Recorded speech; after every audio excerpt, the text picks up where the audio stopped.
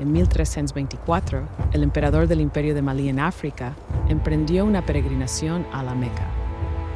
Pero donde quiera que pasaba su caravana, sucedían cosas extrañas. Los precios de los bienes comenzaron a subir sin precedentes en cada ciudad por la que pasaba, como el Cairo en Egipto, Medina y la Meca. El precio de una barra de pan se duplicó o triplicó. Las ciudades entraron en un estado de caos, y este shock económico continuó sacudiendo toda la región del Medio Oriente durante más de 10 años. No se disparó ni un solo tiro, no hubo guerra, sino que fue el dinero lo que sacudió las economías de esos países. El nombre de este emperador era Mansa Musa. Se le considera una de las personas más ricas de la historia. Cruzó el desierto con 60,000 acompañantes y cientos de camellos cargados de oro, distribuyendo oro a los pobres en cada ciudad por la que pasaba. Esa generosidad fue el problema. En ese momento, el Imperio de Malí controlaba más del 50% del suministro de oro del mundo antiguo. Cuando el emperador liberó este oro en el mercado de una sola vez, el valor del oro cayó repentinamente entre un 20% y un 25%. Y cuando el oro se vuelve común, los precios de los bienes básicos que se pueden comprar con oro aumentan. Eso es inflación. Cuando Mansa Musa se dio cuenta de este hecho en su camino de regreso, intentó recuperar el oro que había liberado en el mercado pagando altos intereses, tal como lo hacen los bancos centrales hoy con la política de endurecimiento monetario. El punto principal de nuestra historia de hoy es que quien controla el flujo de dinero puede sacudir el mundo sin guerra. Majestad, ¿comienza la guerra?, preguntó el rey mientras miraba el mapa. ¿Está listo el ejército? El ministro negó con la cabeza.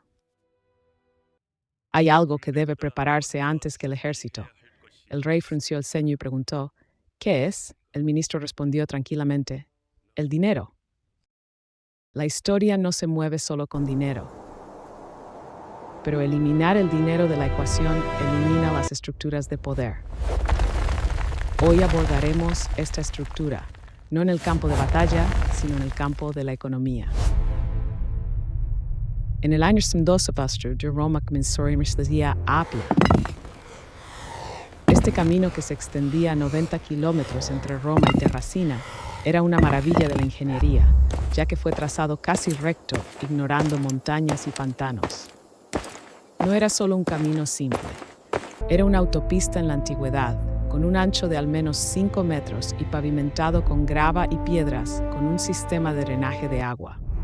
Roma estableció una red de carreteras principales de aproximadamente 80,000 kilómetros, y estas carreteras se convirtieron en las arterias del imperio para conectar los asuntos militares, administrativos y comerciales juntos. La red total de carreteras alcanzó aproximadamente 400,000 kilómetros.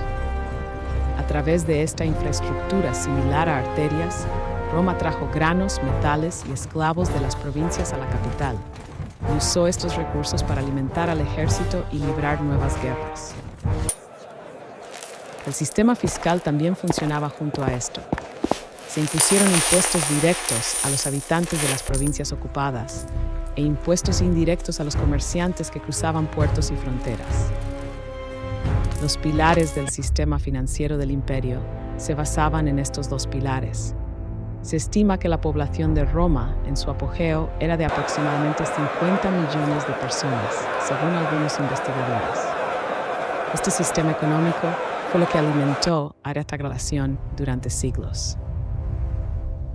Pero ¿cuándo comenzó a tambalearse este sistema sólido? En el año 400, un gran incendio estalló en Roma. El emperador Nerón tomó una decisión terrible al reducir la cantidad de plata en las monedas. El porcentaje de plata disminuyó del 98% al 93%, y el pueblo romano no se dio cuenta porque las monedas parecían iguales. Sin embargo, el Estado se benefició silenciosamente de la diferencia, y este fue un impuesto invisible. Estas manipulaciones monetarias alcanzaron un estado incontrolable en el siglo III. el emperador Caracalla se vio obligado a reducir el porcentaje de plata en las monedas al 51% para satisfacer los grandes aumentos en los salarios de los soldados. A finales del siglo III, el porcentaje de plata había caído a menos del 5% y las monedas eran en realidad de cobre con una fina capa de plata. Cuando las monedas perdieron la confianza, los comerciantes se negaron a aceptarlas, los precios subieron y la economía volvió al sistema de trueque. Sin embargo, debemos señalar que explicar la crisis de Roma solo por la manipulación de las monedas es una explicación simplista. Los historiadores de hoy ven que la presión financiera, el deterioro de la moneda, la carga de los gastos militares, la inestabilidad política, las epidemias y las invasiones externas se combinaron para derribar el imperio, y la pérdida de confianza en la moneda fue una parte importante de este colapso. No hubo una sola razón para la destrucción del imperio, sino que fueron las numerosas grietas que crecieron al mismo tiempo las que lo hicieron insostenible. En 1545, el nativo Diego Hualpa descubrió vetas de plata sin precedentes en los Andes a 4.800 metros sobre el nivel del mar. Esta es la mina de Potosí, montaña de riqueza en español. Necesitar está enorme. Después de su descubrimiento en 1545, Potosí se convirtió en la fuente principal de plata para la España colonial y en ocasiones representó aproximadamente la mitad de la producción mundial de plata, con una producción acumulada de aproximadamente 2.000 millones de onzas. Pero lo sorprendente es que cuanto más plata había, más frágil se volvía España. Hubo dos razones para esto. Primero, la revolución de precios. En el siglo XVI, España y Europa Occidental experimentaron una revolución de precios prolongada como resultado del flujo de plata de las Américas, las guerras y el cambio en la estructura fiscal. de plata en su poder adquisitivo disminuyó. Los precios en España aumentaron bruscamente en comparación con los países vecinos, lo que hizo que la industria y la agricultura españolas perdieran competitividad. En segundo lugar, la gestión financiera improductiva de la monarquía. A pesar del flujo masivo de plata a España, no se utilizaron estos fondos para construir una base industrial. Se desperdiciaron en mantener la armada invencible y las interminables guerras religiosas y el derroche de la monarquía. Incluso antes de que llegara la plata, se tomaron préstamos a altas tasas de interés de banqueros en Génova y los Países Bajos con la garantía de futuras importaciones de plata. Al final, la plata que cruzó el Atlántico en los galeones se filtró directamente a Italia y los Países Bajos como intereses y pagos de deuda tan pronto como llegó al puerto de Sevilla. Y la plata extraída de Potosí no se limitó a cruzar el Atlántico. Se enviaba desde México a Acapulco a través del Pacífico hasta Manila en Filipinas.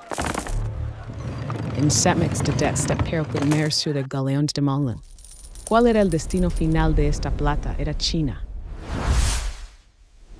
En ese momento, la Ming en China, que se estaba convirtiendo en un sistema monetario basado en la plata, absorbía plata de todo el mundo. Y los comerciantes europeos usaban esta plata para comprar seda, té y porcelana de China. La mina de Potosí fue el corazón que impulsó la primera red económica global, y esta infraestructura fue la semilla que más tarde contribuiría a las guerras del opio. Finalmente, las quiebras repetidas y la revolución de precios exacerbaron las debilidades estructurales, lo que llevó a España a declarar la bancarrota nacional varias veces durante los siglos XVI y XVIII, convirtiéndose en la encarnación de una paradoja trágica. Poseer recursos no te hace fuerte, sino cómo gestionas esos recursos es lo que determina el destino del imperio. En el siglo XVII, los Países Bajos eran un pequeño país con una población de solo alrededor de 2 millones de personas. ¿Cómo se convirtió este país en el imperio naval más poderoso del mundo? En 1602 se estableció la Compañía Holandesa de las Indias Orientales, OSE, bajo la dirección del Parlamento holandés. La Bosse es ampliamente considerada como la primera compañía pública en el sentido moderno y era una empresa cuasi gubernamental que combinaba el comercio a gran escala con el poder militar con capital de inversores privados. La carta de fundación aseguraba que todos, desde nobles hasta plebeyos, pudieran poseer acciones, y en 1611 se abrió la Bolsa de Ámsterdam, que se considera la bolsa moderna más antigua del mundo. La genialidad de esta estructura estaba en la distribución de riesgos. Los barcos comerciales que se dirigían a Asia enfrentaban riesgos extremos de naufragio, piratas y enfermedades. Si un solo inversor asumía el costo de la flota y el barco se hundía, sería una quiebra, pero la Bosse dividió los riesgos entre miles de accionistas, lo que le permitió recaudar enormes capitales que no eran posibles en el pasado.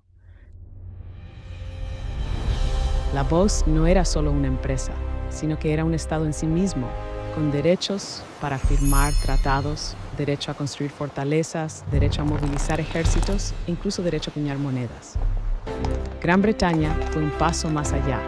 La fundación del Banco de Inglaterra en 1694 fue un punto de inflexión. La innovación de Gran Bretaña fue convertir la deuda del Estado de deuda personal del rey a deuda pública garantizada por el Parlamento. El gobierno emitió bonos para financiar guerras con la garantía de ingresos fiscales futuros y solo tenía que pagar los intereses anuales sobre la deuda perpetua que no tenía fecha de vencimiento para su reembolso. Mientras los costos de interés se gestionaran dentro de la tasa de crecimiento económico, teóricamente se podría proporcionar financiamiento de guerra infinito. El valor de este sistema se manifestó en los napoleónices. Mientras Napoleón perdía el apoyo de los pueblos europeos debido a los impuestos pesados y el reclutamiento forzoso, Gran Bretaña mantenía sus alianzas con países aliados como Austria y Prusia mediante la distribución de grandes subsidios de guerra gracias a la confianza financiera. Al final de la guerra, en 1819, la deuda nacional de Gran Bretaña había alcanzado un nivel asombroso del 260% del PIB, pero el sistema nacional no colapsó. Si Napoleón era un genio militar, Gran Bretaña era un genio financiero. No fueron las armas las que decidieron la batalla en el campo de Waterloo, sino los bonos financieros emitidos por Londres fueron el arma decisiva. El poder financiero británico alcanzó sus límites frente al gran imperio tradicional en Asia, China. A finales del siglo XVIII, la cultura del té se había extendido enormemente en Gran Bretaña, lo que llevó a la Compañía Británica de las Indias Orientales a importar grandes cantidades de té chino, seda y porcelana. En algún momento, el té y la seda representaron aproximadamente el 80% de las importaciones totales de Gran Bretaña. El problema era que China no estaba interesada en ninguno de los productos británicos. China dependía de un sistema económico agrícola autosuficiente, y los consumidores chinos no mostraban ningún interés en los productos de lana o las máquinas británicas. Debido a este comercio desigual, la plata británica fluía hacia China como un agujero negro atrae materia. Este era el mismo flujo de plata desde la mina de Potosí hacia China, a través de Manila. La Compañía Británica de las Indias Orientales encontró la solución en el opio cultivado en la región de Bengala, en India. Comenzó a vender opio a contrabandistas chinos y usó los ingresos para recuperar la plata. Luego usó la plata para comprar té, creando así una estructura comercial triangular. En 1839, las ventas de opio cubrían efectivamente el costo del comercio de té británico con China. Se invirtió el flujo de plata que había estado fluyendo hacia China durante siglos. Y cuando el gobierno Qing en China confiscó y destruyó el opio en 1839, Gran Bretaña respondió enviando una flota militar, describiéndolo como una violación del libre comercio. Aunque el debate sobre la moralidad era intenso en Gran Bretaña, el objetivo económico nacional de equilibrar el déficit comercial superó la moralidad. Sin embargo, Debemos señalar que el colapso del Imperio chino no puede explicarse solo por las distorsiones económicas. Las distorsiones económicas, el flujo de plata, la adicción al opio, la débil administración gubernamental y militar china se combinaron con la derrota en la guerra para aumentar la gravedad del shock. Al final de la Segunda Guerra del Opio, China se vio obligada a ceder Hong Kong y aceptar la apertura forzada de los mercados. El verdadero detonante fueron los cañones, pero lo que hizo que esos cañones dispararan fueron las distorsiones en la estructura comercial debido al té, el opio y la plata. Mientras que la hegemonía del Imperio Británico en el siglo XIX se basaba en las finanzas y el carbón, el petróleo tomó ese lugar en el siglo XX. En 1912, Winston Churchill, ministro de Marina británico, impulsó el proyecto de cambiar el combustible de la Marina Real de carbón a petróleo. Lo de extraer petróleo proporcionaba mayor velocidad y menos emisiones, lo que tenía una clara beneficio monetaria. Pero había un defecto fatal, y es que no se extraía ni una gota de petróleo de las tierras británicas. La decisión de Churchill elevó enormemente el valor estratégico del petróleo en el Medio Oriente y cambió el concepto de seguridad energética para siempre. En la Segunda Guerra Mundial, los nazis alemanes apuntaron a los campos petroleros en Bakú, en el Cáucaso, con la batalla de Stalingrado, mientras que Japón atacó Pearl Harbor para obtener los campos petroleros en el sudeste asiático, después del embargo de petróleo estadounidense. Todo eso fue una economía de guerra para controlar el petróleo. Después de la guerra, se estableció el sistema de Bretton Woods en 1944, que fijó el dólar al oro y otorgó a Estados Unidos el estatus de moneda de reserva mundial.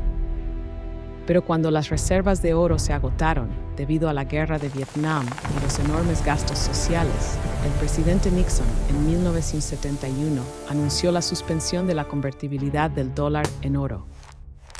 En el momento de crisis en que el dólar se estaba desviando sin una fuente de valor, el nuevo ancla fue el petróleo. La cooperación entre Estados Unidos y Arabia Saudita fue un punto de partida simbólico en 1945, cuando Roosevelt celebró una reunión histórica con Ibn Saud. Pero lo que se conoce como reciclaje de petrodólares comenzó en serio después del shock de los precios del petróleo en los años 70. En 1974, Estados Unidos y Arabia Saudita firmaron un acuerdo secreto en el que Estados Unidos se comprometía a proteger la seguridad de la familia real saudita, mientras que Arabia Saudita invertía los ingresos de las exportaciones de petróleo en la compra de bonos del Tesoro estadounidense. Es importante señalar que hay un rumor que afirma la existencia de un tratado formal que obliga a todas las transacciones de petróleo a ser en dólares. Pero esto no es cierto.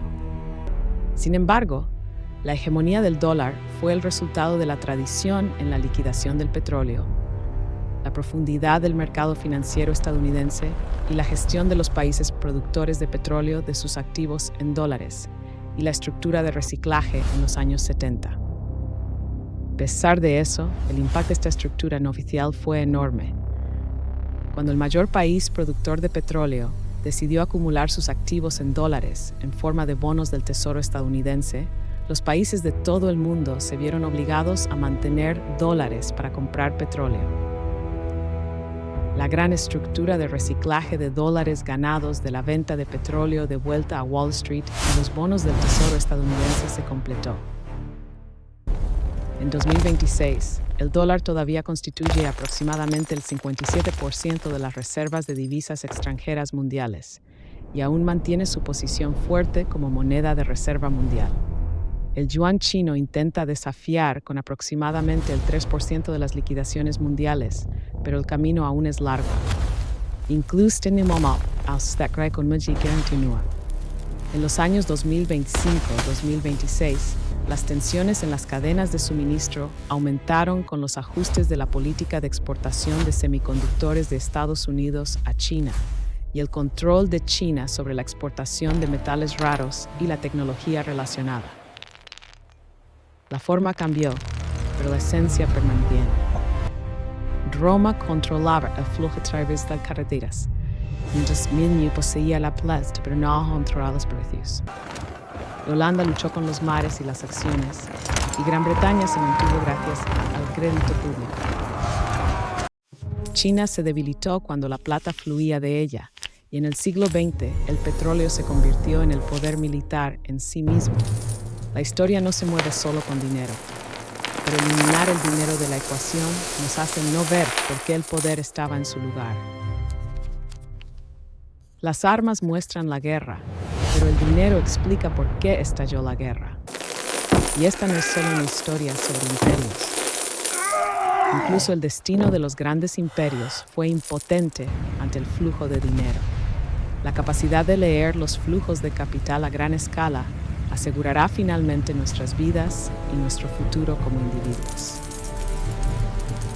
Cuando miramos la historia a través de la lente de la economía, entenderemos más claramente cómo y por qué el mundo gira ahora.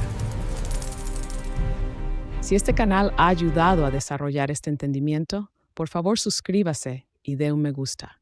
Volveremos con temas más profundos y emocionantes la próxima vez.